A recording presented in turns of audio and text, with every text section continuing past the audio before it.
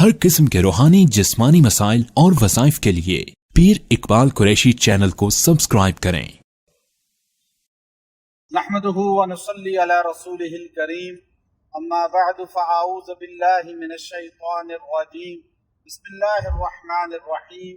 ہم اس وقت تبوک سے شرما اور بجدہ شہر جو حضرت موسیٰ علیہ السلام قوم شعیب اور قوم عاد ان کے متعلق بڑے مشہور ہیں اردن کے بارڈر پر، وہاں جا رہے ہیں۔ مدینہ منورہ سے ہمارا یہ سفر شروع ہوا اور ہمارے میزبان جناب عبدالقادر صاحب جو مدینہ منورہ سے ہمارے میزبان رہے، اور اس سفر پورے میں الحمدللہ ان کی کاوش اور محنت سے ہمیں یہ تمام زیارات کرنے کی سعادت حاصل ہوئی کہ ہم آپ تک یہ بات پہنچا سکیں کہ یہ وہ مقامات مقدسہ ہیں جہاں اسلام کی بہت بڑی تاریخ رقم۔ جب بندہ قرآن حکیم کی تلاوت کرتا ہے تو یہ اکثر جگہوں کا انسان کو شوق پیدا ہوتا ہے کہ ان کی سیاحت کرے، زیارت کرے۔ حضرت موسیٰ علیہ السلام وہ یہاں اپنی قوم کو لے کر آئے تو قوم نے ہٹ درمی کرتے ہوئے کہا ہمارے 12 قبیلے ہیں، 12 چشمے ہونے چاہیے پانی کے۔ آپ نے عصا اپنا پتھر پر مارا تو چٹان میں سے 12 چشمے جاری ہو گئے، وہ اب آپ کو انشاءاللہ ہم دکھائیں گے۔ پھر اس کے بعد موسیٰ علیہ السلام اپنی قوم کو لے کر نکلے دریا سے تو 12 رستے بن گئے، وہ رستہ بھی یہاں موجود ہے، اردن کا مصر کا بارڈر ہے یہ۔ پھر اسی طرح قوم شعیب کی بستی ہے، حضرت شعیب علیہ السلام جو خطیب انبیاء کہلاتے ہیں ان کی بستی موجود ہے۔ پھر قوم عاد پر اللہ کا عذاب آیا، وہ قوم انہی رستوں سے مکہ مکرمہ گئی تھی اور بارش کی دعائیں کی تھی، لیکن اللہ کی نافرمانی، یہ دیکھیں اللہ کی نافرمانی کی وجہ سے وہ یہاں ہوا کے عذاب کا شکار ہوئے۔ ابھی بھی یہاں بڑی تیز ہوائیں چلتی ہیں اور ابھی ہم ان رستوں سے آپ کو لے کے جا رہے ہیں۔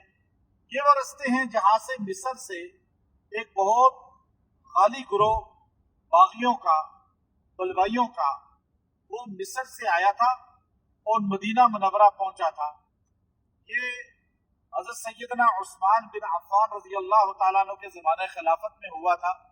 سیدنا عثمان رضی اللہ تعالیٰ عنہ کو انہوں نے محاصرہ کر کے مسجد نبوی کے خطبہ سے روکا، پھر 40 دن پانی بند کیا اور مدینہ الرسول میں سیدنا عثمان بن عفان رضی اللہ تعالیٰ عنہ کو شہید کر دیا۔ تو یہ وہ رستے ہیں کہ کئی چیزوں کے گواہ ہیں، یہ انبیاء کی تبلیغ کے بھی گواہ ہیں، انبیاء کی دعوت نہ ماننے والوں کے نافرمانی کی بھی گواہ ہیں، اور انبیاء کی قوم جو نافرمان تھی ان قوموں پر عذاب عطاب اللہ کے آئے ان کی بھی گواہ ہیں۔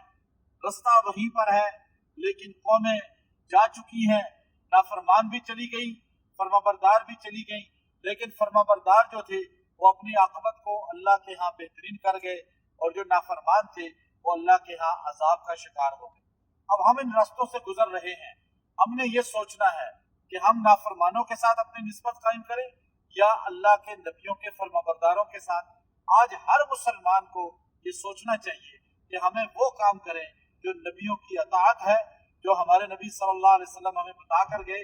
ان رستوں پر جا کر ان نبیوں کی قوموں کے انجام کو دیکھ کر سمجھ کر ہمیں عبرت حاصل کرنی چاہیے اور اپنی عاقبت کو، آخرت کو سمجھنا چاہیے، اور توبہ کر کے اللہ سے رجوع کرنا چاہیے، اور کوشش کرنی چاہیے کہ زیادہ سے زیادہ استغفار پڑھیں، اور استغفر اللہ ربی استغفر اللہ ربی جو 70 بار روز پڑھتا ہے اللہ اس کے سارے گناہوں کو معاف کر دیتا ہے۔ وآخر دعوانا الحمدللہ۔